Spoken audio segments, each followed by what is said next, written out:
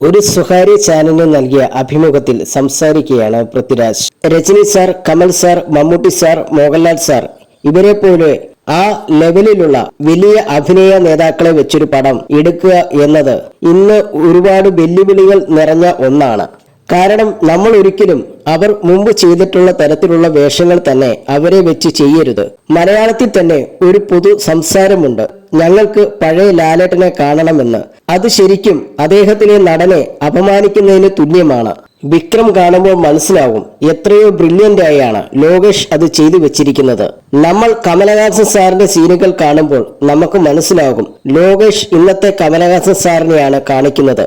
ലോകേഷ് ഏറ്റവും പുതിയ കമലഹാസനെയാണ് കാണിക്കുന്നത്.